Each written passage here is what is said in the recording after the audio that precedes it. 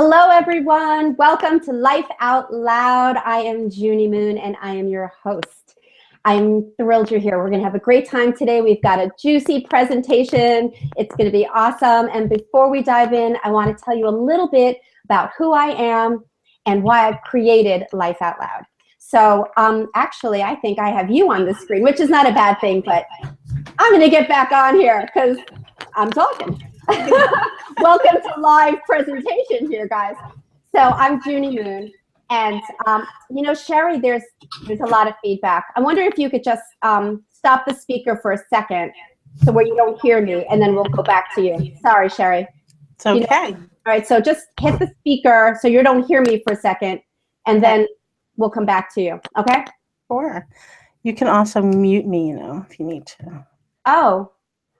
Well, this is really live, guys. How exciting is this? So how do I mute you? Well, you just muted yourself. So, well, this is going to be interesting. So, okay, guys. So let's just start by saying that I do transformational work. I am a shadow work facilitator and a transformational life coach, and I help people break through patterns of behaviors that limit you and stop you from living a fulfilled life. That's what my passion is. That's my mission, to create opportunities for you to shine your light. And that's why I created Life Out Loud, so I can bring people here, leaders of our time, that are groundbreaking and cutting edge information, inspirational, transformational people making a difference. If you'd like to know more about my work, it's innercritictamer.com. I work with individuals, I work with groups and workshops around the country. And I wanted to have another place for us to explore what else is out there. So I bring amazing people like Sheri Winston here to talk about her work, someone who is really walking her talk. And I want to read to you a little bit about who she is.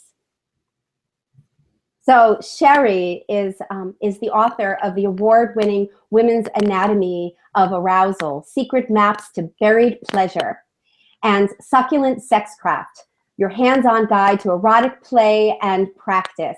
Women's Anatomy of Arousal won the coveted 2010 Book of the Year award from the American Association of Sex Educators, Counselors, and Therapists. Sheri is the founder and executive director of the Center for Intimate Arts. Sheri offers empowering, entertaining, erotic education for men and women in person and online. And she's got classes that are renowned for her integral perspective and broad range knowledge, where there's comfort and humor and transformational potential. Her classes cover a wide range of sex-related topics imaginable, including orgasmic abundance, the anatomy of arousal, sexual techniques, erotic communication, and relationship skills. And I've actually taken a bunch of her classes. She's amazing, and I'm so thrilled she's here. So welcome, Sheri. Thank you so much for having me. It's really a pleasure to be here doing this with you. So thank you for the opportunity. I'm not hearing the echo. Well, it's a teeny bit. I think we're good. So anyway, I'm thrilled you're here. You've got a wealth of knowledge, and you've made such an impact in so many women's lives. And so before we get to the juicy content, and I know people are chomping at the bit to learn all the things that you want to share with us today, I really would like to start with your journey. Like, I'm assuming you weren't born just this empowered, evolved, sexually comfortable woman with all your knowledge. So I'm wondering if you can give us a peek into who you are and how you've gotten to this place in your life. Well, I'll try and give you not the short answer and not the long answer, but the medium answer, because there's really a lot of pieces to it. I mean, I started out, well, really I started as an artist, but then I let that go. And then I went into different kinds of healing work. I became a massage therapist and a doula and a childbirth educator. And at that point, my mission and my path was about midwifery. It was really about helping women have awesome births and doing women's healthcare. And I did that work for 25 years. And I was already, I'm a certified nurse midwife, gynecology practitioner, registered nurse. I was already all of those things. So just imagine how many times I studied anatomy with a focus on female genital anatomy and reproductive anatomy. And I was working as a midwife, and I came across a book called New View of a Woman's Body. Mm. And it described parts of the female anatomy that I'd never heard of. And that just blew my mind. I was like, what? What do you mean vestibular bulbs? I've never heard of vestibular bulbs. And so, being that I own the equipment, I did my homework, and I found that I did indeed have these parts. And I realized that there were these gaps, that there were these parts that were missing in my mental map. And once I found that one, then I went on what I now call the hunt for buried pleasure, where I started, what else is missing? What else is not there? And I was studying not just Western science anatomy, but also sacred sexuality traditions and holistic perspectives on healing in the body. And I started putting all this together, and I really came up with this very integral and radical understanding of female genital anatomy. All the parts that I and you and all other bio women born with these parts, or people born with these parts, because some of them might be men now, but they might still have vaginas, but that people born with these parts have. And so I've been on this mission to get this information out ever since. So that's kind of the medium version of the story. Yeah, yeah. And your exploration, I have to tell you, this was the most exciting of my interviews yet, because I needed to do some research of my own. I needed to look at some of your material, and I had to practice a little bit and kind of see what I know and what I don't know. So yes, there's quite the journey, and so much to learn and so much to embrace. I know for me as a woman, I've had challenges with getting comfortable in my own skin and my sexuality, getting comfortable with the exploration. Was there anything along the way that was challenging for you?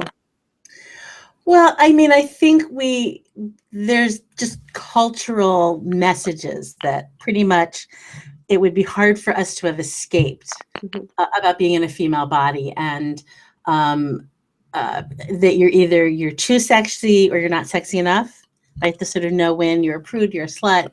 Either way, you lose, right? So I think I have the kind of common struggles around my sexuality that most of us have, through my teenage years and my 20s. I had no language. I was completely unable to talk to partners. When I was 20 years old, I thought sex was something that was silent and had no words.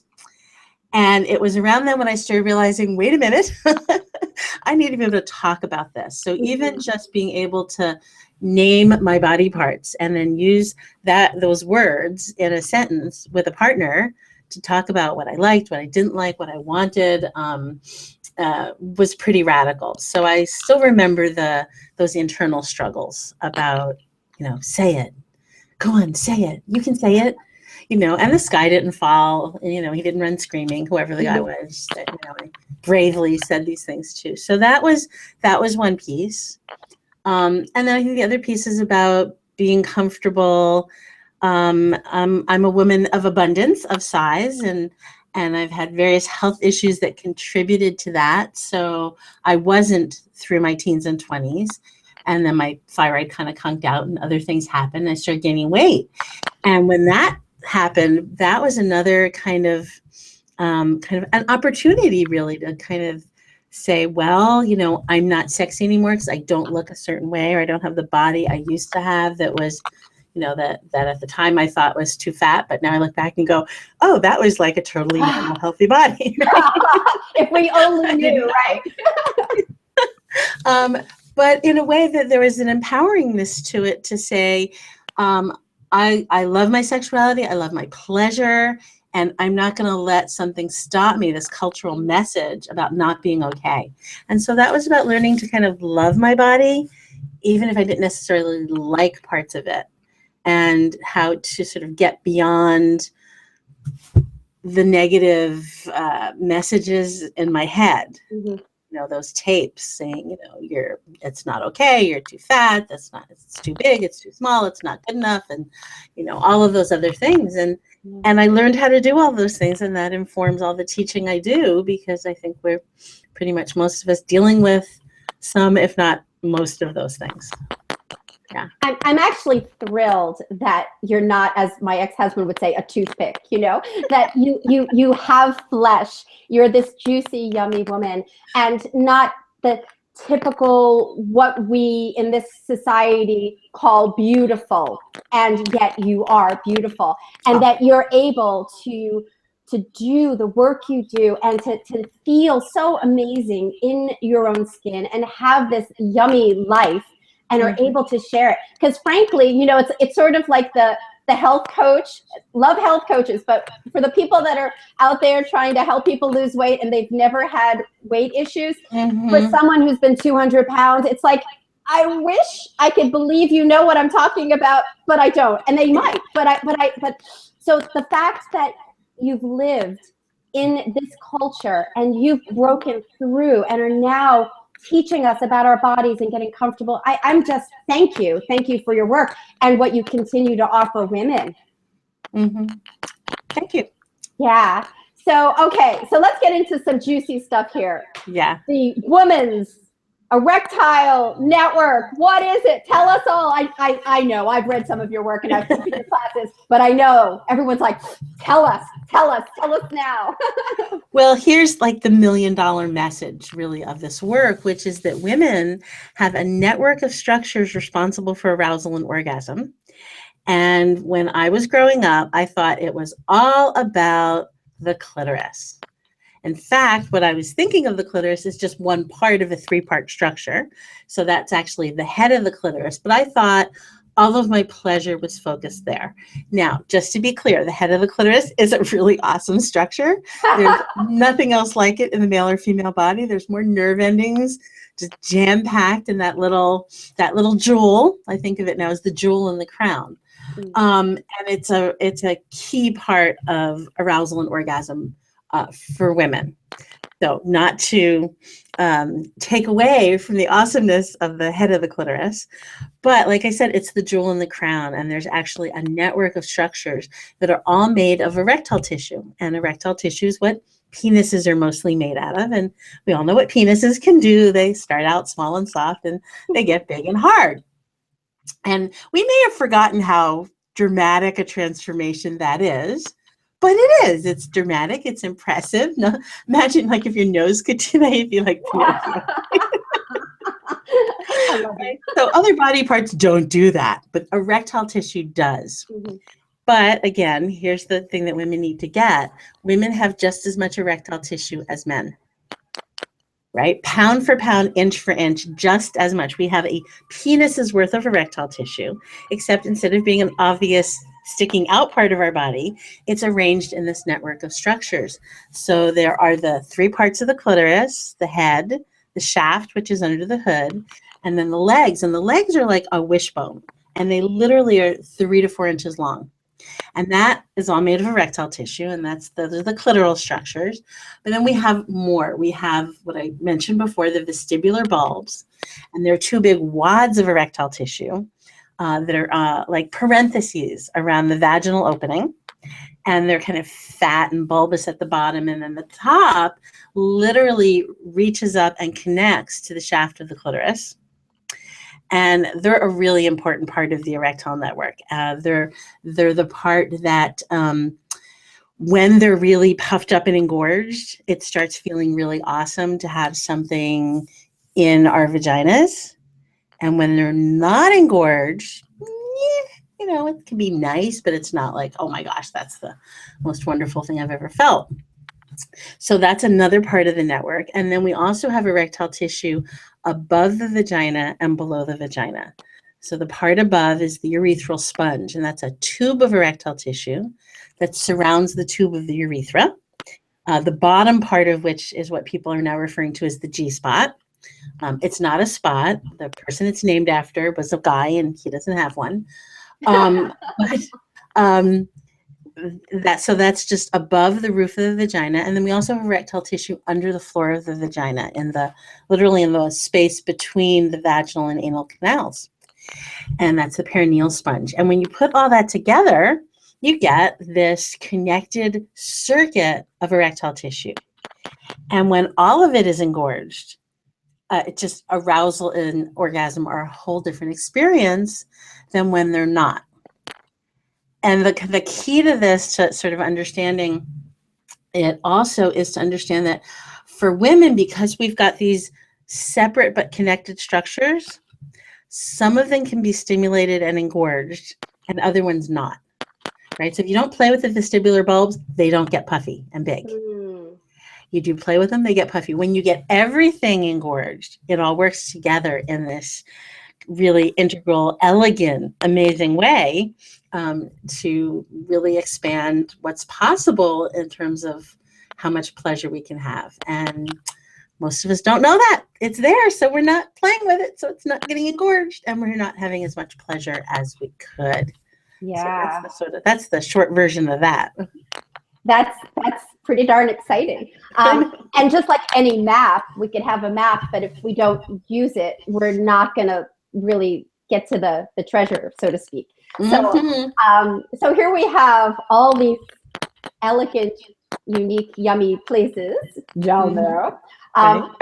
So what might be some of the tools that you offer to people to start exploring the new places that maybe they haven't explored before? I know when I read your ebook, there was sound and movement and breath, and maybe give us a couple of to-dos to help people start to open up and connect these places. Down there. Down there. Oh, I'm still saying the down there in our pussy. Let's call it a pussy. It's a pussy. Okay. All right, go. There you go. So I love calling it a pussy because, cats are soft and they're furry and you pet them and they purr. I mean, what's not to love about pussies? So pussy's a word that I like. And so I really recommend home play assignments. And home play assignments are about taking that map out to the woods and actually following the trails and exploring. And so that means playing with yourself sexually. I call that solo sex. I don't use the word masturbation because it's just an icky word, and it actually means, do you know what it means? I don't remember. It means to pollute with your hand. Wonder who came up with that one. Yeah, well, that would be the Greeks. Solo sex is really the place to do this exploration. Even if you have a partner, I really recommend that you go on this tour by yourself, at least the first time. It helps to have the map, so to get the book and look at the drawings, which, by the way, I did my own anatomy drawings, where I started as an artist, right? So I drew these anatomy illustrations because they don't really exist in our culture, because we don't have those maps. So looking at those pictures enables you to use one of the tools in your toolkit, which is vision. And I don't mean our outside looking out their vision, I mean our closing our eyes and going inside and seeing inside vision. And I think when we've looked at a map and then we go inside our own experience, suddenly the map and our experience become congruent, and your experience goes boom. So look at the map so you can actually go inside, close your eyes, use your wonderful biofeedback tools of your hands and fingers, and feel the structures.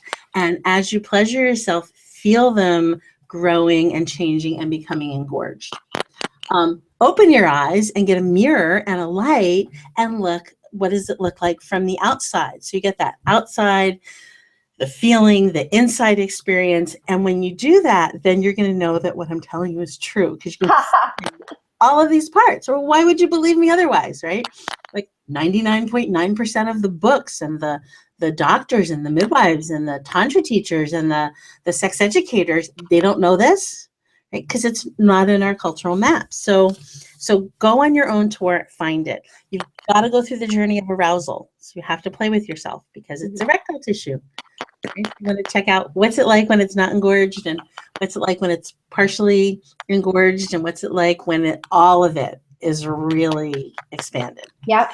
So, and then along with that, you can expand your arousal by breathing and using sound and movement and touch and your mind. Those are some of your body tools, and your mind tools of awareness, right? And intention and attention and imagination. And so that's some of the things you can do to really start exploring and experimenting to find out what's there and how it's connected and what makes it Yeah. happy. Yep. You know, I hear words like play and explore and maps for for buried pleasure, and the inside of me is going, oh, this sounds so exciting, and I think it needs to be. You know, there again, it's coming back to the joy. It's coming back to, or not even coming back to, because some of us maybe never even experienced the joy or the pleasure of solo play. But I really, I'm hearing this journey of taking the tour. So like planning some time, you know, like on our schedule. It's like, I am signing up for the tour of, you know, my exploration of my maps, you know, and to really enjoy this, and to not have any expectations either, to just allow whatever happens to show up, because it might be the beginning, it might be the middle of the journey, but to really have some fun with this, because why else do it if it's not going to bring us joy, right? So with you. And I really want to emphasize the thing you said about taking the time to do this. We also have skills of the heart, you know, how we love. And all of our skills, we've got a solo level, how we do it with ourselves. Mm-hmm. And then the secondary levels, how we do it with other people. Well, love, we tend to think about something we do with other people. But the primary partnership, your primary relationship is with you, right? You are the foundational relationship. So the thing about just taking the time, scheduling an hour or two for a self-pleasure ritual or experiment, however you want to frame that, and literally taking that much time for yourself, for your own pleasure, to explore, just that alone is so self-loving, such Yep. a loving thing to do for yourself, that I think it's pretty radical to do. Yep. Yeah. It is, you know, and a lot of the people I work with have, well, I think a lot of us, the biggest challenge is self-love, to actually give to ourselves the love that we're so wanting, and we look outside to get it.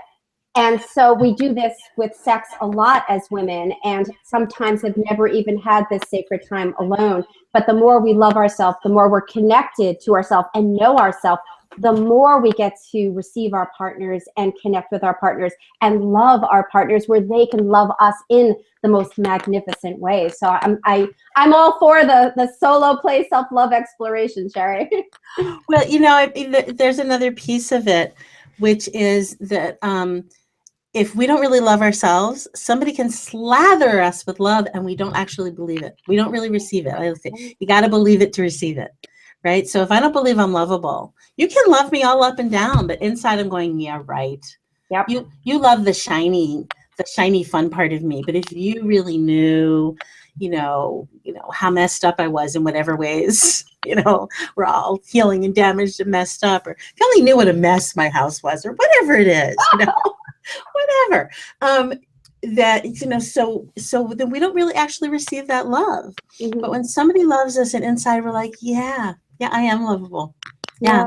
But we have to love ourselves first. So otherwise we never really get it. And then we just keep seeking it, and then we're upset and hungry and angry because we didn't get it. Yep. Yep. You know, one of the things about our sexuality is it's such a vital force. It's such a powerful energy. And when we're cut off of it, we're cut off of our just our being, our purest of essence. And whether it's sexual, whether it's self-love, however you express, I mean, to me, this is energy that can be used in so many ways. It's not just about an orgasm. It's not just about connection. It's about like fully being alive. And when we don't allow ourselves to access this energy, we are denying ourselves a full expression as a human being, I believe, in everything we do. What would you say to that? That's my opinion. I'm curious what you say about that. I think you're absolutely right on. I think our sexual energy is just an expression of our life force. And, you know, I mean, sex is what got us started, right? We all got started because the sperm and an egg met, right? And then it's part of our, not just pleasure, but our vital energy. And to me, our connection to the divine ecstatic, and our connection to all the rest of the life on the planet, and our connection to ourselves. I mean, it's so many parts of our sexuality, especially because we're human, right? For us humans, sex is about so much more than reproduction, right? So it's part of all our relationships, including our relationships with ourselves. And so to me, it's about so much more than sex, right? And it's about also about pleasure. I mean, we have a very pleasure negative culture. It's told us that we can't trust our pleasure, and it will lead us astray, and we should work hard, and we should, abstain from pleasure, and that pleasure is bad and negative. And so for a lot of us, sexual pleasure is even more fraught, but pleasure itself is indulgent. Yep. Sexual pleasure, oh my gosh, it's really gonna, what? I mean, that when you start thinking like, what will happen? Right. I'll have pleasure. That sounds good. Yeah. But we've got to get over these cultural messages, and they're powerful. So it's all part of that. So here's an interesting thing. I've been doing this show for a while, and your email that I sent out was the most, I had the highest bounces. I had the most people unsubscribe and issues because of the topic. People have such fear around this topic. Talking, even just saying the word pussy. I have a friend, and she won't even be watching this because of the topic. Right. That it's like, don't say that word. There's such an uptightness in our culture, and that wasn't going to stop me from having you, because again, you are such a powerful voice that needs to be heard, and you're giving tools for people that are so important. I'm curious, with this culture of fear, what happens for you when you bump up against it, whether it's through the media, whether it's from a student that is resistant to this? How do you handle that as a leader of open your eyes, here's a great opportunity, here are some tools, how do you handle all that? Well, it's a good question. It's also kind of a question that I bump up against all the time. I was just doing an online class about libido for women, and I couldn't get a Facebook ad because I'm talking about sexual health and the word libido. And so I'm sort of lumped in with porn and, I don't know, penis extenders or something, and so we couldn't get premises insurance for our office because we're a sex business. It's like, we're not sex workers. I'm an educator, right? And so the craziness of it, we come across that all the time. And for some reason, I don't know, it's how I'm structured, it surprises me over and over and over again. I'm like, really? You're kidding me. Here, I'll argue with Facebook. Good luck on that. And then they'll see the error of their ways. They'll go, oh, it's education. Of course it's fine. And they don't. So I think there's just a part of me that's an eternal optimist. I'm just like wired that way. So I just keep thinking, oh, okay, well, I just keep doing what I'm doing, and then it gets better and it gets easier. As far as people who are going to attend a class, they've already made a leap in deciding to attend a class, whether it's online or in person, or to buy a book. So they're already in the, maybe I'm scared or I'm anxious or I'm shy, but I'm going to do it. So I'm not going to be reaching all those people who are like, oh no, I don't even want to hear the word, or I don't want to talk about sex or arousal or genitalia. And that's, so the people who are just, completely closed to it aren't going to be coming to me. But what I have discovered is the people who are just courageous enough to kind of take that step or buy the book or go to the class for the first time. They come out at the end of it going, I can't believe that was so comfortable and funny and fun. And I learned so much, and it was comfortable. I mean, they're just shocked. And that is the most common compliment I get. I can't believe how comfortable that was, or how natural you made it seem. And it's kind of like, well, because it is. I mean, it's sex, but it's just sex. I mean, it's it's not so scary. It's really not that scary. Yeah. But it's terrifying to people, and I had this woman come to a class, and in a place I go teach every year. It's this big, many hundreds of people go to this dance camp environment, and I teach there, and I've been teaching there forever. And I had a woman finally come to a class, and afterwards she goes, well, I guess we're pretty amazed to see me come to the class. And I'm like, well, not really, because I don't actually pay attention who comes and who doesn't. It's totally up to you. And she goes, for 5 years, every year I'd get to camp and I'd get the program, the hundreds of workshops and classes. And she goes, I'd look for your classes and I'd circle them, and then I wouldn't have the nerve to go. Mm. And of course, inside I'm like thinking, like, what do you think is going to happen? Do you think we're all going to get naked and have sex? No, we're going to breathe. We're going to make ecstatic sounds. We're going to look at drawings of anatomy. I mean, it's really not, Yep. I don't think so scary and challenging. And so she goes, well, I finally came, and I'm sitting here going, why did I wait 5 years?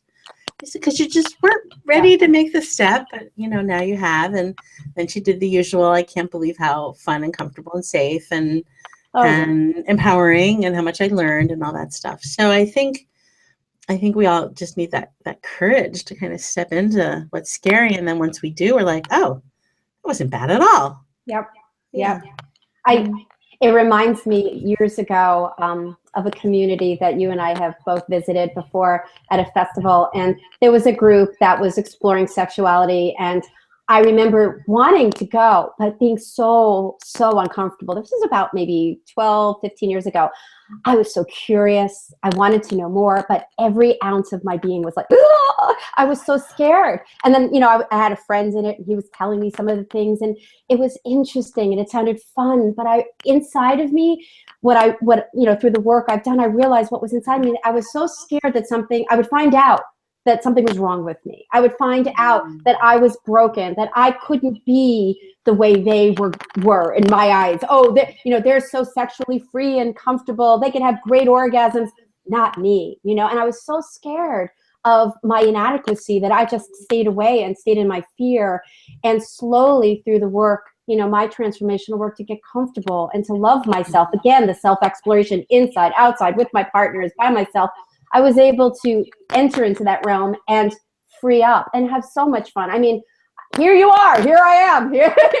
I think that kind of says it all. But it's a journey. It's a journey, and we have some old baggage from culture, from our parents, of what's okay, what's not okay. So I just want to say that be gentle with yourself, guys. If you have some challenges here, if you have some fears, that's okay. But don't end there. Ask yourself, well, what's your fear? And then, baby steps and see what Sheri has to offer and start to learn about this arena. Read some books. That's safe. You can do that at home, So it's one of the reasons I also do the online classes. But I just want to add, I've had the same experiences. Everything I've done, at some point, there was that. It was scary, and I had to be courageous. And I think of courage as a heart skill, like it comes from our heart, and it's when we're choosing to do something that's scary because it's in service to our good or the good of the world. It's like the firefighter running in the building to save the baby, right? It's scary. You're running into a burning building, but someone has to save the baby. Yep. In this case, we're the baby, right? Exactly. Yeah, but I did so many things that were scary the first time. Where I went, and I was like, oh my gosh, I can't believe I'm doing this. Oh, what will people think? And my own voices, and so much fear. But every time I did that, again, it was like a muscle. It was like, oh, this actually wasn't as scary as I thought it was. Mm-hmm. And also I really like that, looking at your fears, the fear of being broken, which a lot of us have around sexuality, the fear of not being good enough. Mm-hmm. Everybody else has got it together. I mean, people sometimes like I think they think that the orgasm fairy came and sprinkled orgasm dust over me when I was in my cradle or something, right? No, I learned how to have them, right? I would have been great, right? But I learned everything I can do now. I learned to do, and it's learnable. Nobody's broken. Yep. It's just stuff you haven't learned yet. Exactly. And that's really important framing. Yeah, exactly. We only know what we know. We've been programmed to be the way we are, and then we enter into this mystery of what else is there, and that can be a little uncomfortable. But when we decide we want more for ourselves, when we decide we want to feel as full and as expanded as we can possibly be, we do have to be courageous to go, well, what else don't I know, and what else can I learn, and then we enter into this place and go, oh wow, there are people that can guide us and share the journey. Right. So speaking of guiding, I want to give you an opportunity to share with people your special gift, because you have a way to get them started, and you have a special gift you want to give to them. So would you like to share about that? I do. I have a giveaway for people.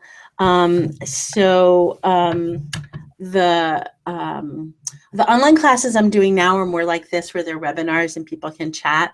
But I did a series of like online video webinars, more like online video classes a few years ago. And I've got one that's called Hergasmic Abundance, which is about female orgasm.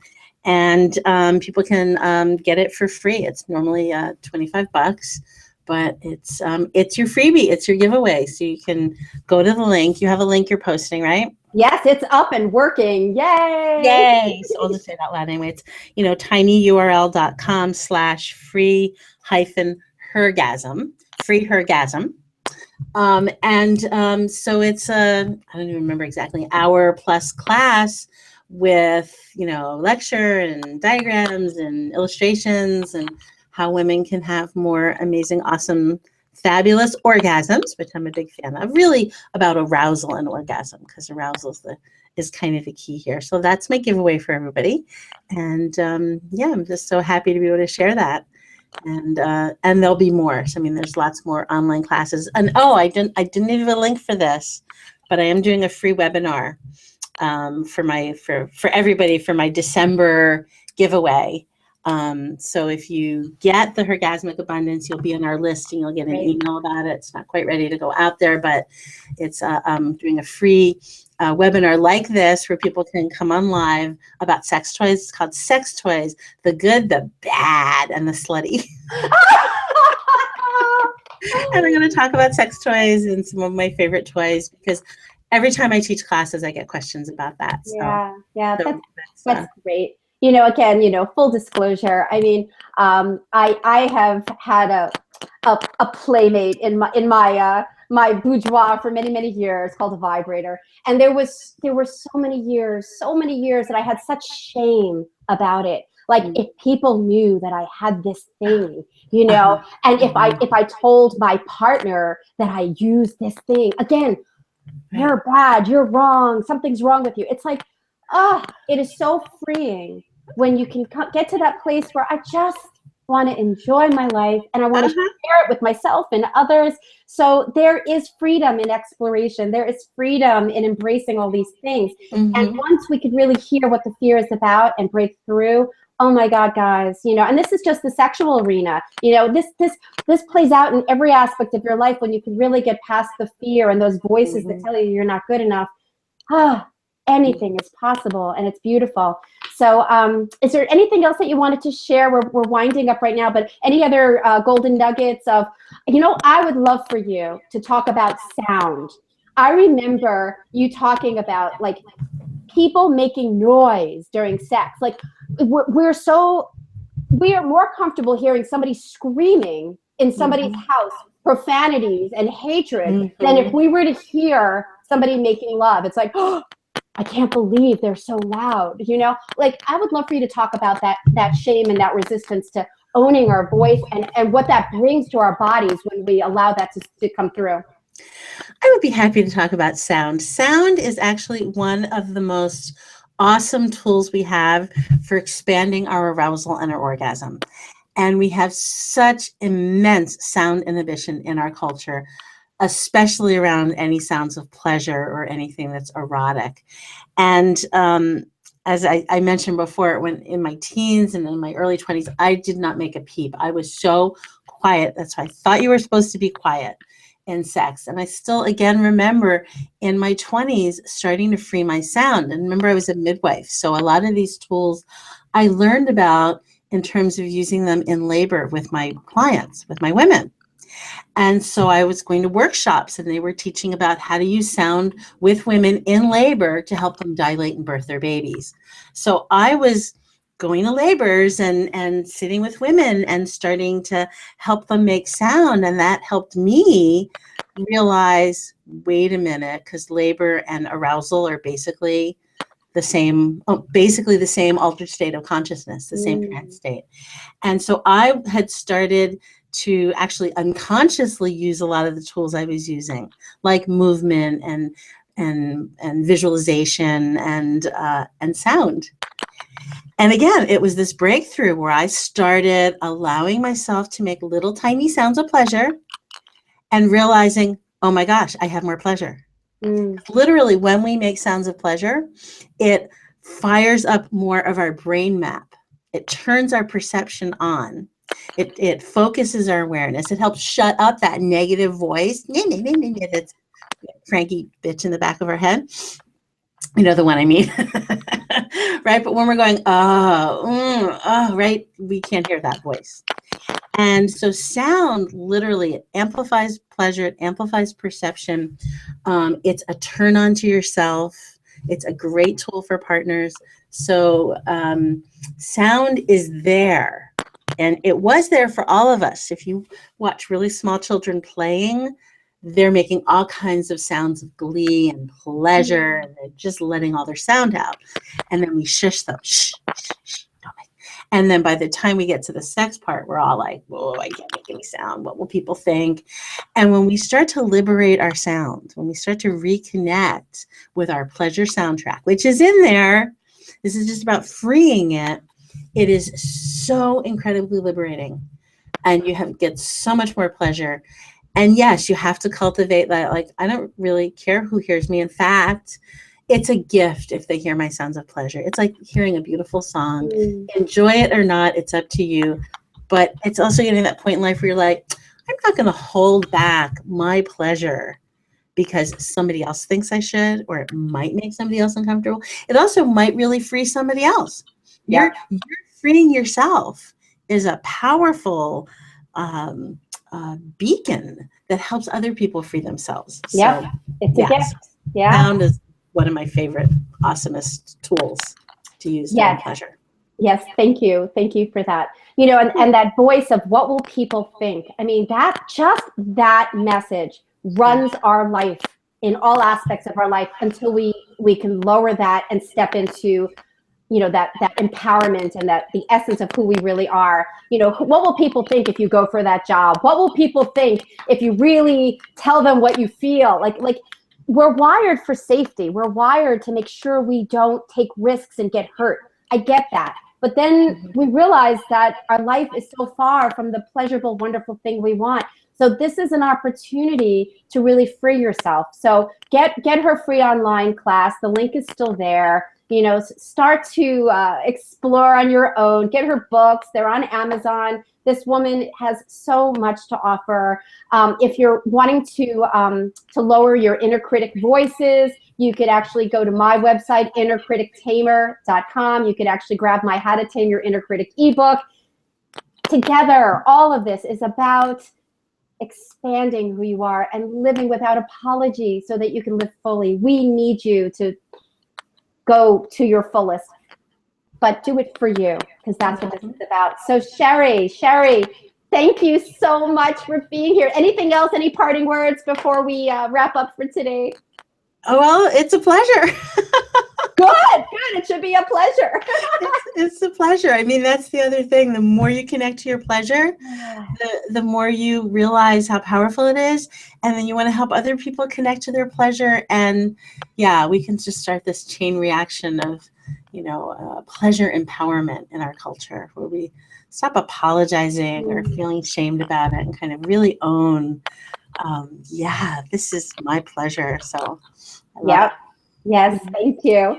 Thank you. You know, one of my favorite life mentors, at one point she said to me years ago, how good can you stand it?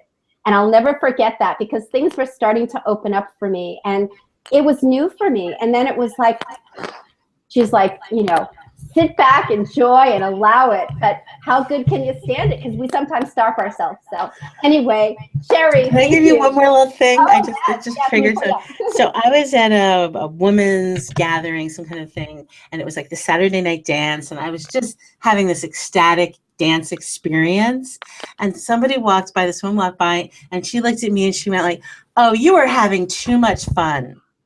Huh. And I just stopped for a moment and I just heard her echoing an inner voice of mine.